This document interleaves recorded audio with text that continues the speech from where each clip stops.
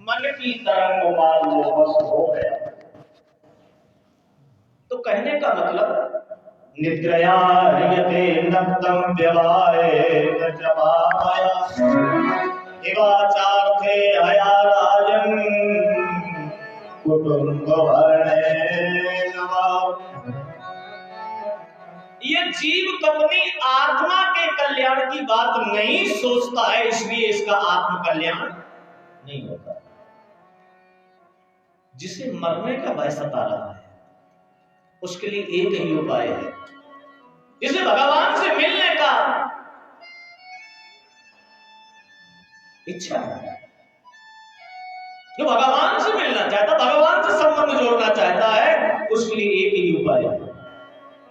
तस्माद् भारत सर्वात्मा भगवानीश्वरो हरि श्रोतव्य कीर्तितव्यस्य स्मर्तव्यस्येच्छता भयम्।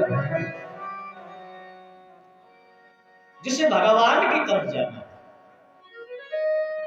जिसे आत्म कल्याण की इच्छा है, उसके लिए एक ही उपाय है। मुक्ति की जिसे इच्छा है, भगवान के ही कथा सुने, भगवान के ही गुणानुवाद करे और सदैव भगवान का स्मरण करे, भगवान की याद करे। राजा परीक्षित ने कहा हमारे पास समय बहुत कम है, 7 दिन का समय है। क्या भगवान में मन लग जाएगा तो 7 दिन में हमारी मुक्ति हो जाएगी? सुखदेव जी ने कहा राजन तुम्हारे पास तो 7 दिन का समय है। सूर्य वंश में एक खटवांग नाम के राजा हुए। एक बार ये देवताओं की सहायता करने के लिए गए।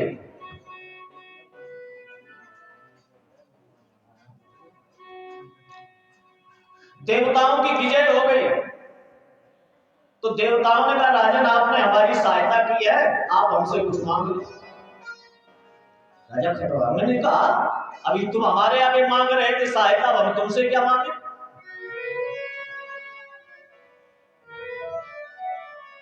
राजा खटवांग ने कहा देवताओं अगर देना चाहते हो तो ये बता दो कि हमारी उम्र कितनी शेष रहेगी। देवताओं ने कहा राजन उम्र तो तुम्हारी बहुत कम रह गई। कहा कितनी रह गई? कहा 2 घड़ी आयु शेष रह गई। 2 घड़ी माने 48 मिनट। राजा खटवांग ने कहा देवताओं हमारी इतनी उम्र बनी रहे और हमें अयोध्या पहुंचा दो। देवताओं ने राजा खटवांग को अयोध्या पहुंचा दिया। 1 घड़ी में अपने पुत्र का राज्याभिषेक कर दिया और धन परिवार मकान दुकान राज्य से सबसे मन को हटा करके सरयू नदी के किनारे गए और संसार से मन को हटा करके भगवान में लगा दिया। राजन राजा खटवांग की 1 घड़ी में ही मुक्ति हुई। गतवान अभयम हरि। राजन ये मन ही बंधन और मुक्ति का कारण है। गीता जी में भगवान कहते हैं मना एवं मनुष्याणाम कारणम बंध मोक्षयो गुणेषु सप्तम बंधाय मुक्ति निर्विषयम मना। ये संसार में जब मन लगता है तो बंधन में बांधता है और भगवान में जब लगता है तो मुक्ति का कारण बन जाता है। लेकिन भगवान में ये मन लगाना पड़ता है और संसार में बगैर लगाए लग जाता है। जैसे जल का प्रवाह गड्ढे में, वैसे ही मन की दौड़ संसार में है। और प्रधान जी ये तब पता चलता है जब माला लेकर के बैठो भजन करने के लिए, जब भगवान की आरती करने चलो, जब भगवान की माला जपने के लिए बैठो, तब इस मन की गति पैदा चलती है। माला लेके बैठो तो दुनिया के काम याद आएंगे और फिर क्या होता है, बार बार माला निकाल के देखकर कितनी जल्दी सुमेर आ जाए तो हम बंद कर।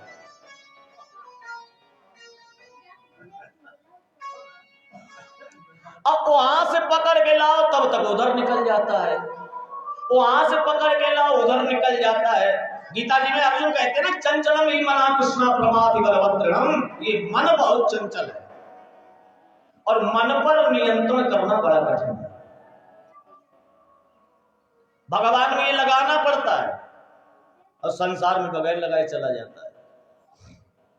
जैसे जल का प्रवाह गड्ढे की तरफ, वैसे ही मन का प्रवाह संसार में है। जल कितने भी ऊपर से गिराओ कहां जाएगा?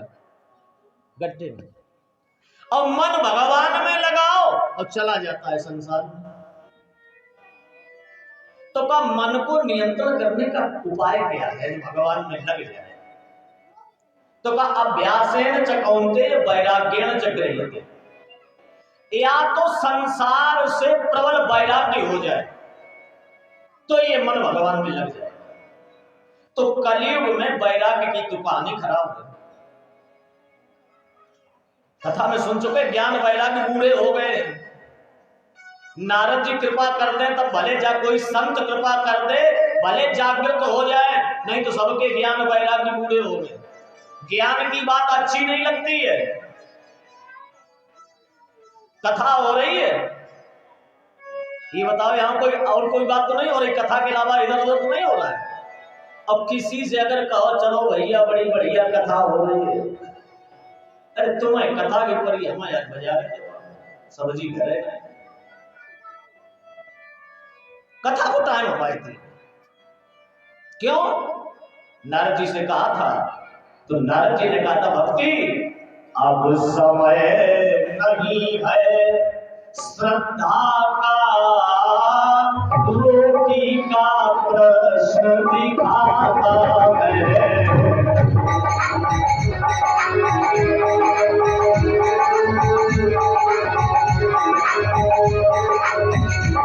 अब समय नहीं है श्रद्धा का, रोटी का प्रश्न दिखाता है। ऐसी हालत में किसको वैराग्य सुहाता है।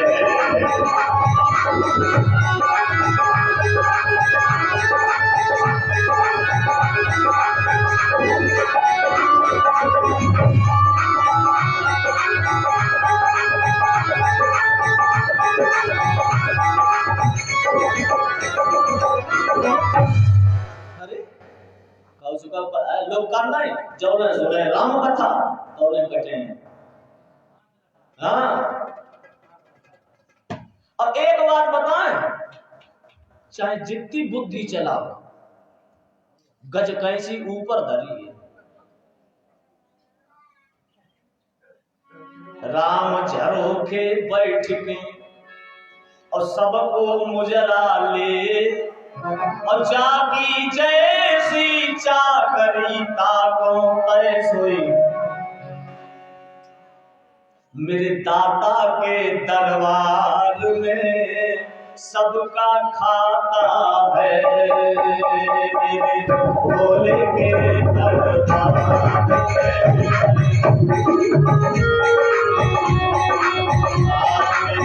भोले के दरबार में सबका खाता है।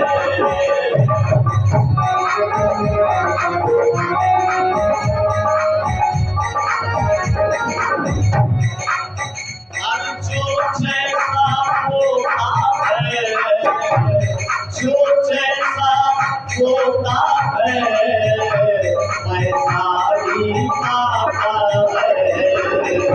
मेरे कान्हा के दरबार में सबका खाता है।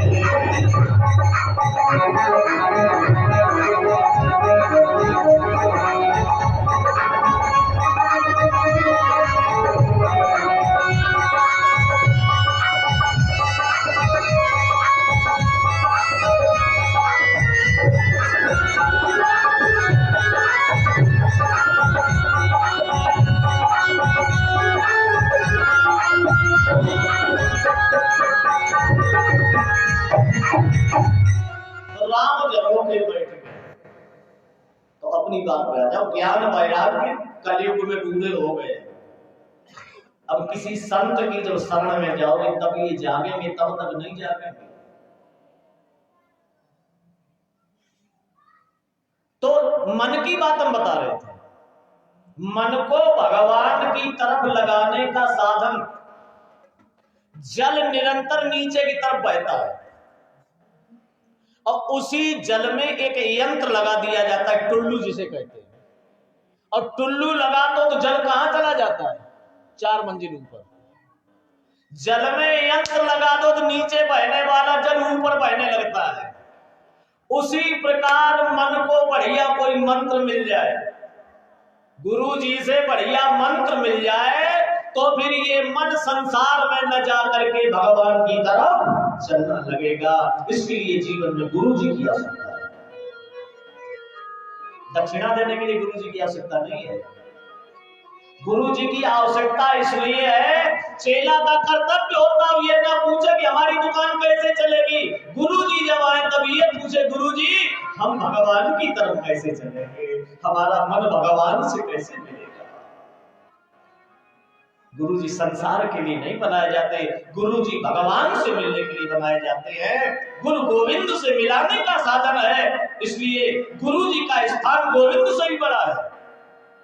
गुरु गोविंद दो खड़े काके लागो पाए, बलिहारी गुरु आपने जिन गोविंद दिए मिलाए।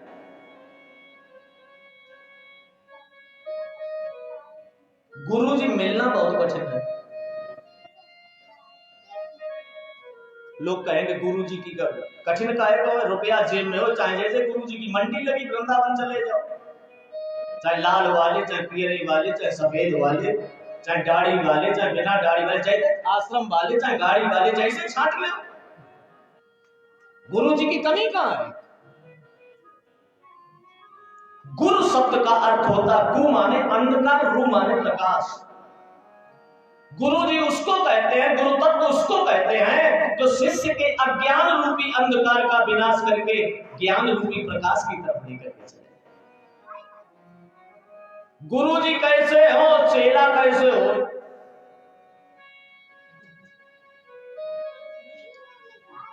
एक संत ने बताया था, गुरु को ऐसा चाहिए शिष्य कछु न ले, और शिष्य को ऐसा चाहिए गुरु को सर्वस्व दे। गुरु जी में त्याग हो और शिष्य में समर्पण हो तो जीवन का मार्ग मिल जाएगा, और ना ही तो फिर लोभी गुरु लालची चेला फिर ऊपर हुए हैं। हमारे यहां गुरु जी को भी नहीं छोड़ा गया। जो गुरु जी केवल दक्षिणा लेना जानते हैं और शिष्य का कल्याण नहीं कर सकते हैं, ऐसे गुरु जी को नरकों में जाना पड़ता है।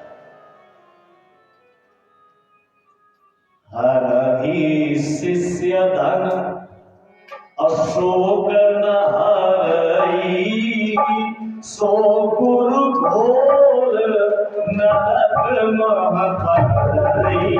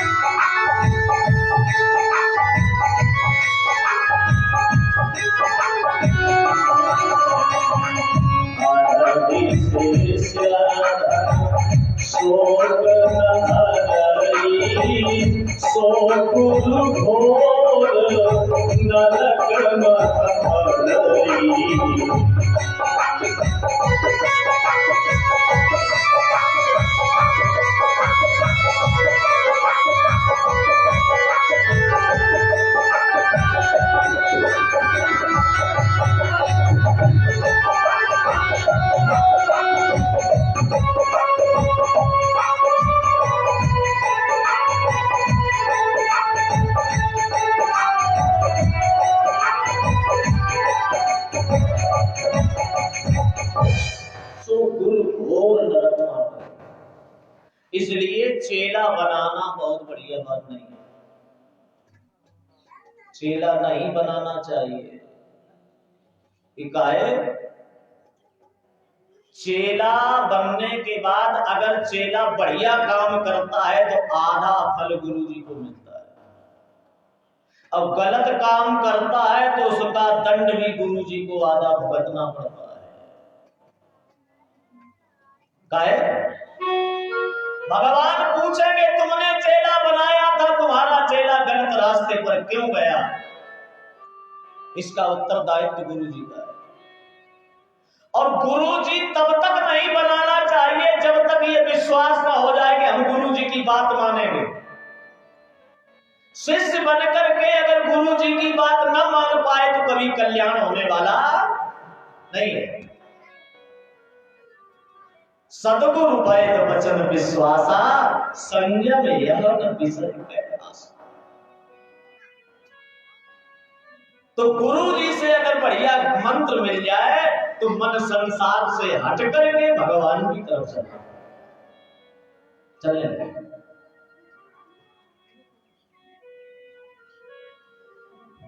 किसी कवि ने बड़ा सुंदर लिखा है, तेरा मन दर्पण कहलाए, थोड़ा मन दर्पण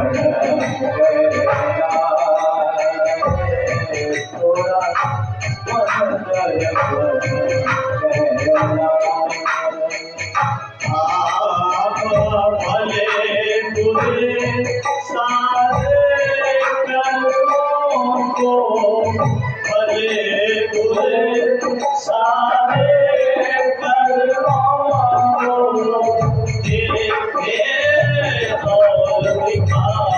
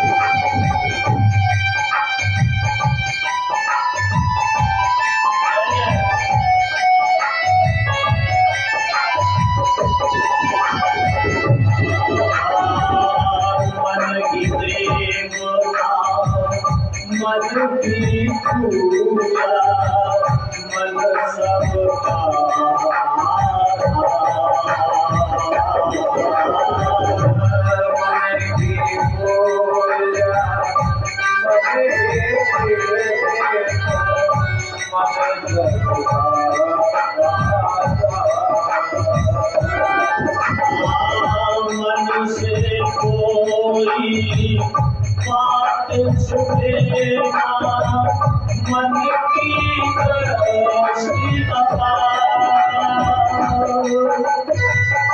जब से जाए भाग निकाली, मन से भाग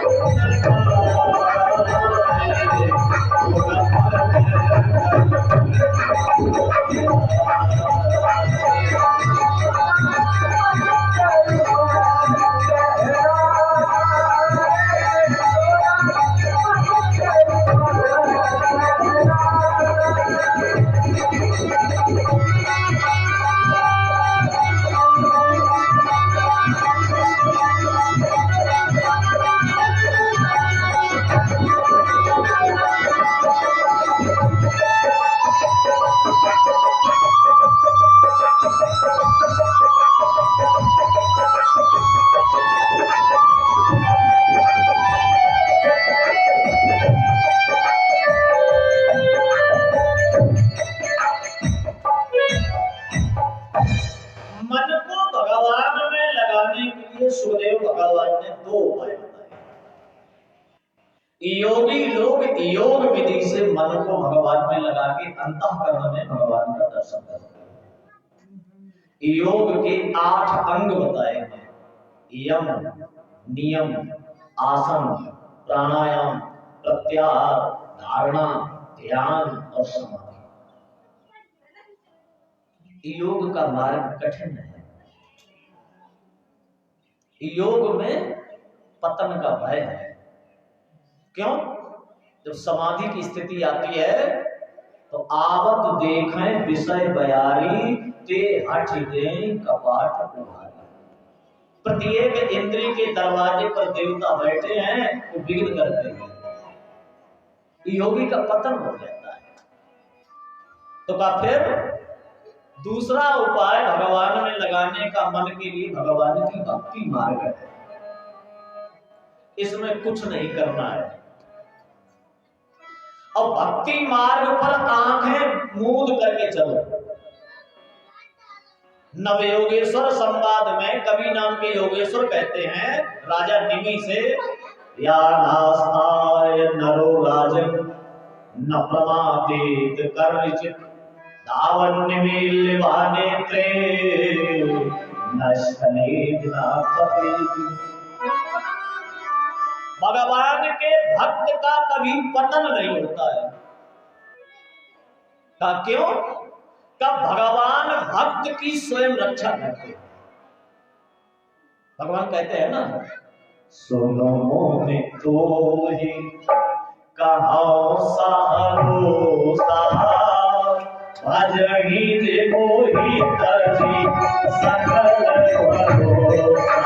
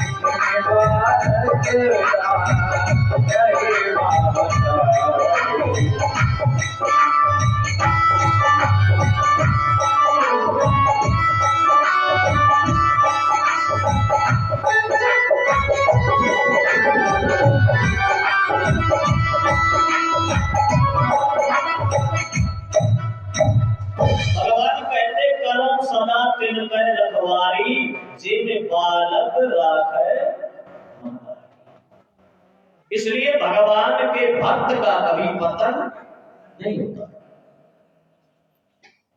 आगे चल के योग के 8 अंगों का सुखदेव जी ने वर्णन किया। अंतिम में मंगलाचरण किया। राजा परीक्षित ने प्रश्न कर दिया, महाराज भगवान इस संसार को कैसे बनाते हैं, कैसे रक्षा करते हैं और कैसे प्रलय होती है, सृष्टि के बारे में पूछा। तो भगवान के द्वारा ही इस संसार का निर्माण होता है। जब संसार में कुछ नहीं था तब जल था। जल में भगवान शयन करते हैं। संस्कृत में नार कहते हैं जल को, अयन कहते हैं घर को। तो जल को घर बना करके भगवान निवास करते, श्री भगवान का नाम होता नारायण। नारायण के नाभि कमल से ब्रह्मा जी का जन्म होता है। ब्रह्मा जी तपस्या करते हैं, संसार की रचना करते हैं और फिर भगवान नाना प्रकार के अवतार लेकर के इस संसार की रक्षा करते हैं, धर्म की रक्षा करते हैं। 24 अवतारों का वर्णन किया गया और अंतिम में ये भगवान फिर संसार भगवान में ही लीन हो जाता है। सृष्टि का प्रश्न पूछा, संसार कैसे बनाते हैं? ब्रह्मा जी ने तपस्या की, कमल पर बैठ करके इनके मन में इच्छा हुई कि हमारा परिवार बढ़े। तपस्या के द्वारा इनके मन में संकल्प आया। 4 मुख हैं इनके, चारों मुखों से एक बार आवाज निकली, पुत्र पुत्र पुत्र पुत्र। तपस्या के द्वारा जो संकल्प होता तो तुरंत सत्य हो जाता है। इनके सामने 5-5 वर्ष के 4 बालक प्रकट हो गए, सनक सनंदन सनातन सनत कुमार। ब्रह्मा जी से प्रार्थना की, पिताजी आपने हमें जन्म दिया है तो हमारे लिए आदेश किया है। ब्रह्मा जी ने कहा, बेटा जैसे हमने तुमको जन्म दिया है उसी प्रकार हमारी इच्छा है, हमारा परिवार बढ़े तो तुम विवाह करो और विवाह के बाद तुम भी पुत्र पैदा करो तो हमारा परिवार बढ़े। सरकारी ने कहा, पिताजी जब परिवार बढ़ेगा तो परिवार में मोह पैदा होगा और सबसे बड़ी बीमारी संसार में है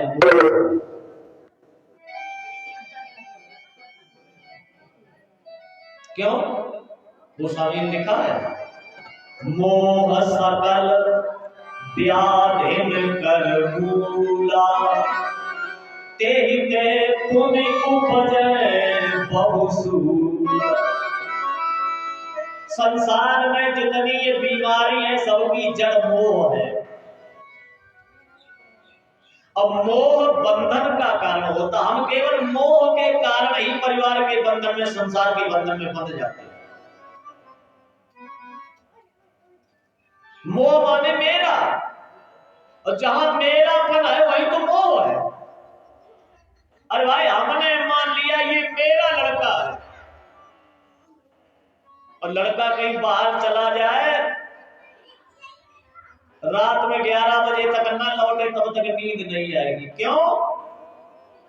मेरा लड़का। अब पड़ोस के चाहे 2 दिन न लौटे उनसे कोई मतलब। तो जहां मेरा है उसी लिए तुम रोवे।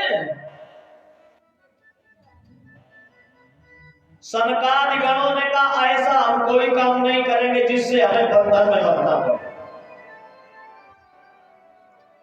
हम तो तपस्या करेंगे जिससे मुक्ति मिलती है, तपो देते हम। ब्रह्मा जी की बात नहीं मानी, ब्रह्मा जी को क्रोध आ गया।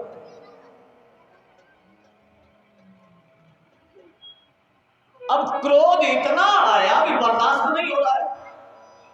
और एक बात बताएं प्रधान जी, किसी किसी को जब गुस्सा आती है तो बकने लगते हैं।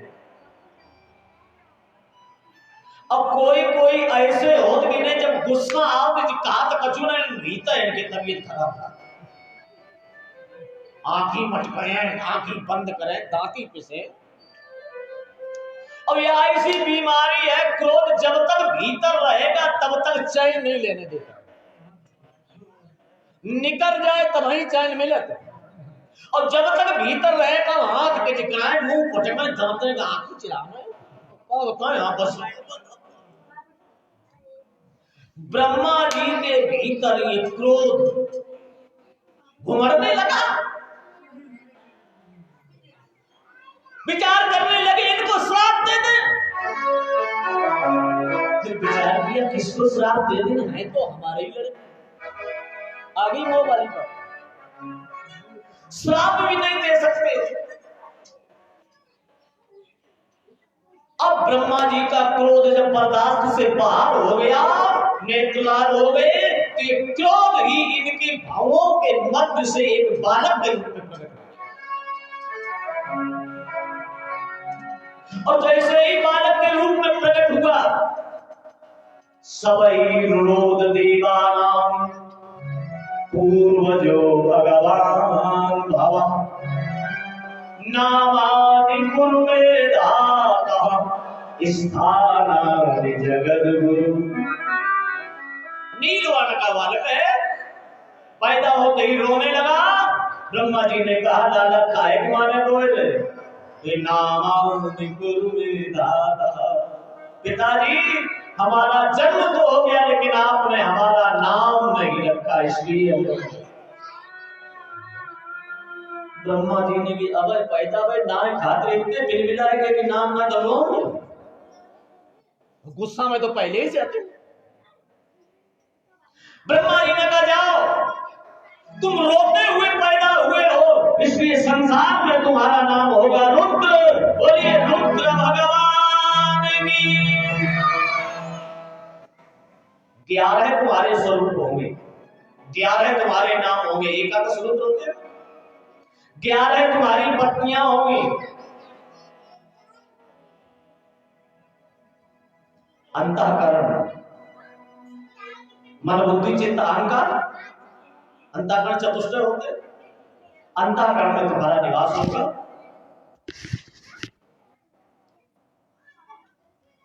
ग्यारह तुम्हारी पत्नियां होंगी, इला, अंबिका, शारदा, भवानी, रुद्राणी। का ये बताओ, अब बताओ हम क्या कर रहे हैं, हमारे लिए आदेश किया। ब्रह्मा जी ने कही लाला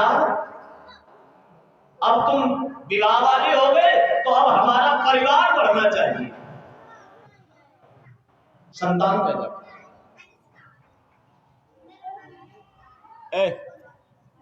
आगे बैठ के बात न करो, यहाँ दोनों किताब थोड़े धरे बैठे।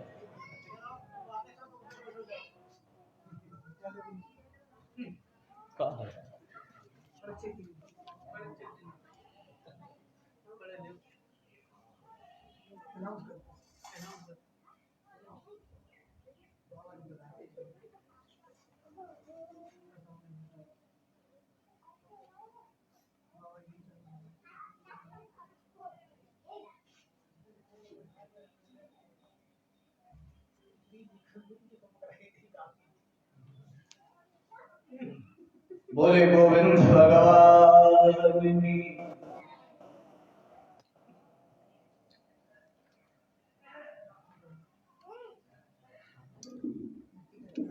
राधे को नाम अनमोल बोलो, राधे राधे बोलो, राधे को नाम अनमोल बोलो, राधे राधे।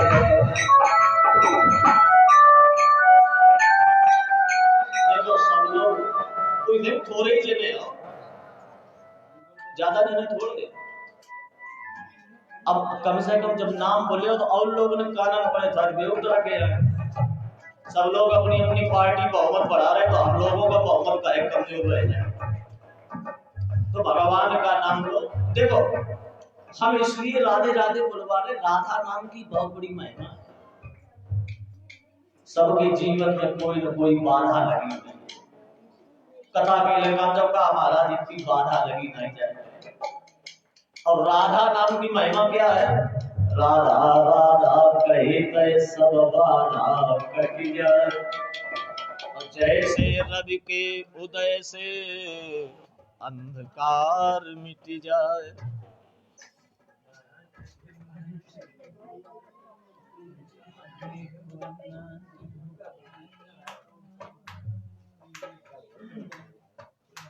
अरे यार तुम एक बटन से खेलो, जो हैंडल है ताले तुम चट से मार दो, काम बंद ना मारो चट से, नहीं तो कल लेता है अपन एक आदमी और लेके मारो तुम चट जो को जो है देखो जो है जगह जय हरि का पद फरमाए उनका ठेकेदार है।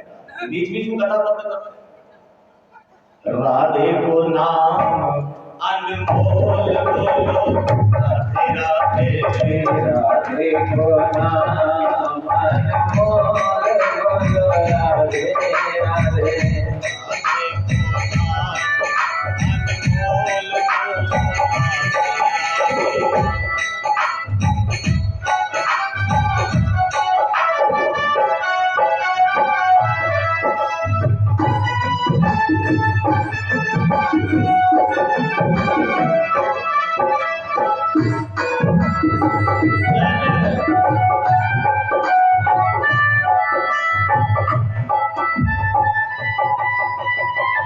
ब्रह्मा भी बोले राधे, विष्णु भी बोले राधे, ब्रह्मा भी बोले राधे, ब्रह्मा भी बोले राधे, विष्णु भी बोले राधे, ब्रह्मा भी बोले राधे। शंकर के जब से आवाज आई, राधे राधे, शंकर के जब से आवाज आई, राधे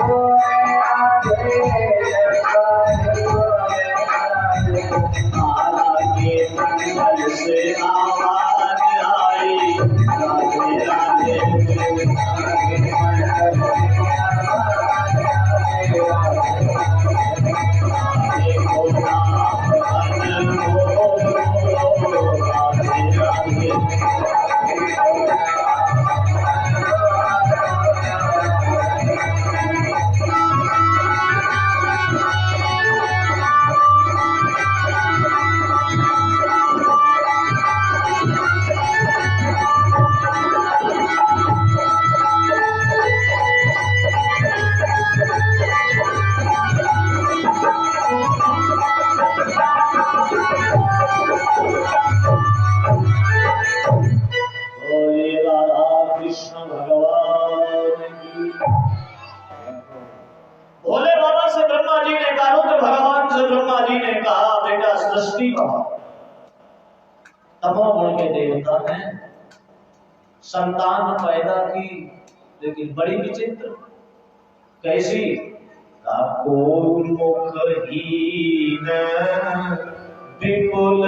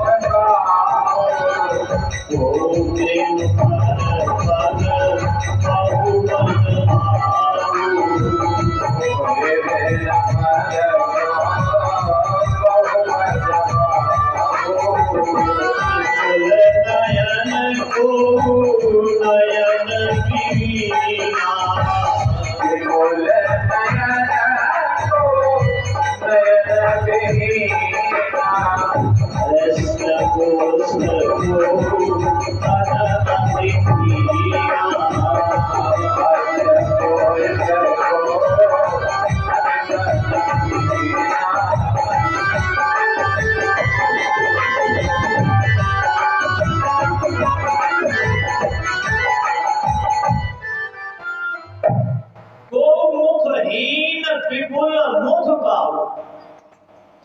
भोले बाबा ने संतान पैदा की, बनाई तो कैसी? को मुखहीन, बहुत बढ़िया स्वरूप बनाया, सारे सुंदरता है, लेकिन मुंह नहीं बनाया। ब्रह्मा जी ने कहा, अल्लाह जा बताओ ना, भूख लगे तो खाएं कैसे, इनके तो मुंह में नहीं है। भोले बाबा ने की भूल गए, तो कहते अब की बार सुधार कर देंगे अगले प्रोडक्शन में। तो दोबारा जब पैदा किए तो विपुल मुख काहू, उनके पूरी देह में मोह लगाए थे। अब जा धो रहे ऐसे कब ले जाओ, पीछे रसगुल्ला फेंकर पीठी में खाएंगे। को पद बिनु पद, कोई ऐसे बनाए कि इनके हाथ में पाए नहीं, और सब बढ़िया। अब उतार में चले तो 80 की स्पीड चले, लेकिन जहाँ चढ़ाई आया वही धक्का पड़ेगा। भोले बाबा ने कही इनकी भी व्यवस्था बनाओ, तो दोबारा बनाए तो चारों और हाथ पाए लगाए थे, चाहे चाहिए तो फेंका हुआ है, हाथ पाए नहीं पड़े। बिल्कुल नयन को नयन विहीना, कोई बहुत बढ़िया बनाए लेकिन आंखें नहीं बनाई। भोले बाबा ने क्या बताओ जी दिखे कैसे? भोले बाबा ने कहा पीना संभाले थे, तो दोबारा बनाए तो चारों ओर आंखें लगाई थी, बिना साइड ना मंगे जरूरत पड़े पीछे में इंडिकेटर जगह पुष्ट को भूत प्रेत पिशाच साकिनी डाकिनी जितने भी दुनिया में बवाल भोले बाबा ने सब बनाए थे। और सच्ची बताओ एक चुड़ाई लगी या फिर देखो पैदी बिलबिली बचे। भूत प्रेत पिशाच साकिनी डाकिनी भ्रमूल हलाओ पूरी तरह कौन है कि जित बाबा है। ब्रह्मा जी ने कहा ये क्या कहा, इस सृष्टि की जरूरत थी, अलग अलग बस बंद करो। भोले बाबा ने कहा देखो ये हमारा परिवार है, हमारी संतान है, तुम्हें भले ही अच्छी न लगी हो लेकिन हमें तो हमारा परिवार अच्छा लग रहा है। सच बताओ, काऊ को लड़का चाहे लंगड़ो हो, चाहे कानो हो, चाहे अंधो हो, चाहे कालो हो, चाहे गोरो हो, और दूसरे को लड़का चाहे जितो बढ़िया हो, लड़का अपनो ही को लगत की नहीं। कोई अम्मा अपने लड़का की बुराई सुन सकत, चाहे करिया हो भले, और काऊ को बहुत गोरो हो, और काऊ की लड़का कहे कलुआ, तो अम्मा लड़ जाए कोई हमारी लड़का तो कलुआ, तुम आओ बहुत गोरो। भोले बाबा ने कहा ये हमारा परिवार है इसलिए हमें अच्छा लग रहा है, तुम्हें भले ही अच्छा न लगे। भोले बाबा ने कहा अपने परिवार की व्यवस्था खुद संभाल। भोले बाबा अपना परिवार लेके चल गए। ब्रह्मा जी ने तपस्या की, 10 महात्माओं को जन्म दिया, मरीचि, अत्रि, अंगिरा, पुलस्त्या, पुलहार, रघुर वशिष्ठ दक्षस्य दशमस्तकनाद। छाया से कर्दम नाम के महात्मा का जन्म। सृष्टि नहीं बढ़ रही है, ब्रह्मा जी बड़ी चिंता में बैठे हैं। भगवान नारायण का ध्यान किया, उसी समय ब्रह्मा जी के शरीर से एक जोड़ा पैदा हो गया। दाहिने भाग से एक पुरुष और बाएं भाग से एक नारी का जन्म हो गया। पुरुष का नाम स्वयंभू मनु रखा गया और नारी का नाम शतरूपा रखा गया। गोस्वामी जी ने लिखा है, स्वयंभू मनु अरु शतरूपा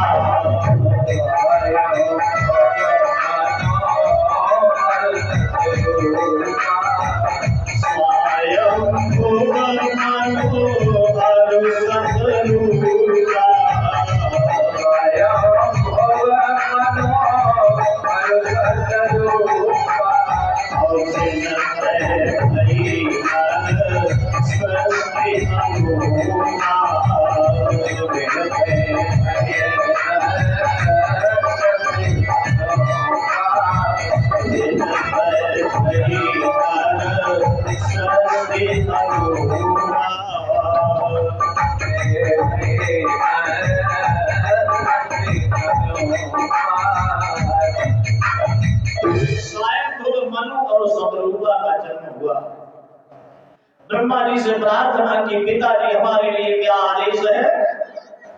ब्रह्मा जी ने कहा, बेटा हमारी इच्छा है कि हमारा परिवार बढ़े, संतान बढ़े।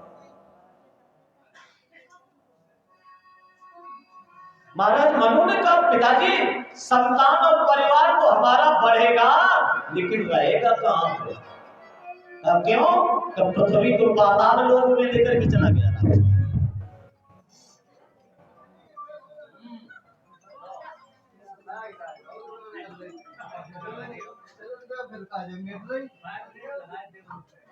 देख ले थोड़ी बहुत देर वेट करके।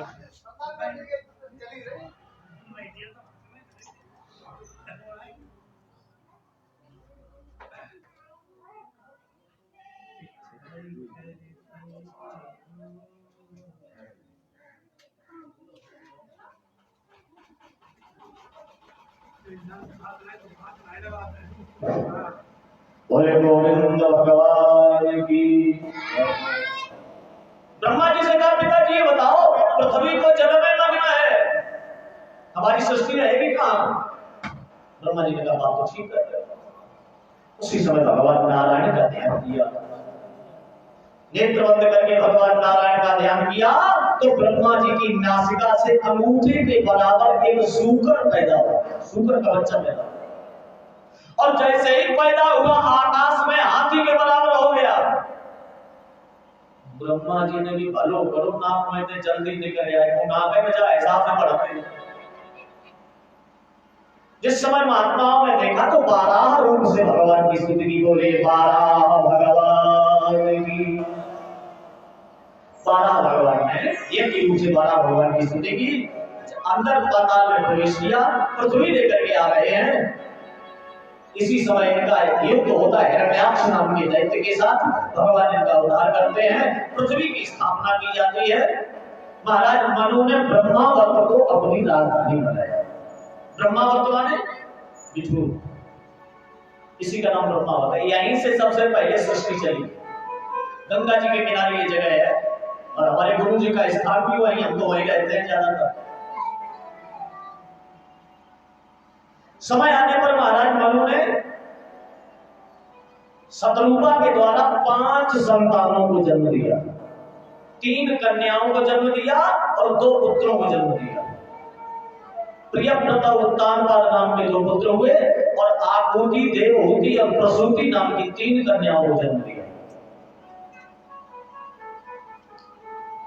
इधर ब्रह्मा जी के जो पुत्र थे कर्दम नाम के महात्मा, एक दिन ब्रह्मा जी ने कर्दम ऋषि से कहा, जाकर के तपस्या करो, विवाह करो और हमारे परिवार को बढ़ाओ।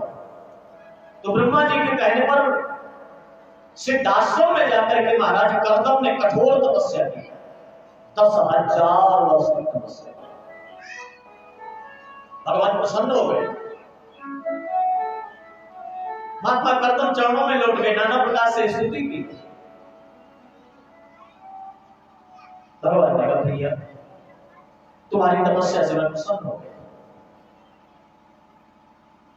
मुझसे बताना। करदम नाम के महात्मा कहने लगे प्रभु आपकी माया बड़ी विचित्र है। क्यों? यही माया सब जगह नचावा, सारे जग को रही नचाए नचाए, हरि माया जादू करनी।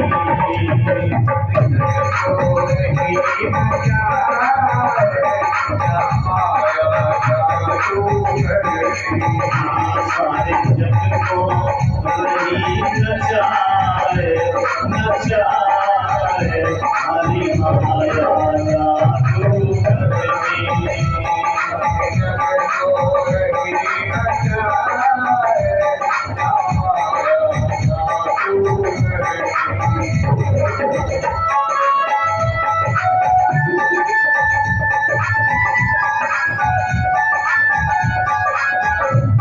बड़े आगे खेल दिखावे, सुख में सुख को अपनावे। बड़े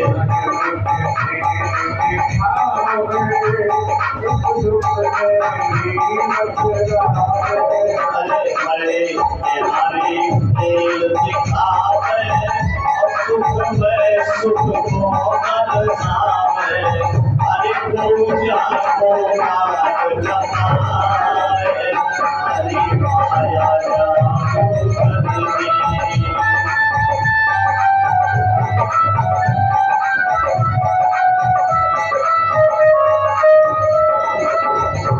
बड़े अद्भुत खेल दिखाए, हरि माया जादू करनी।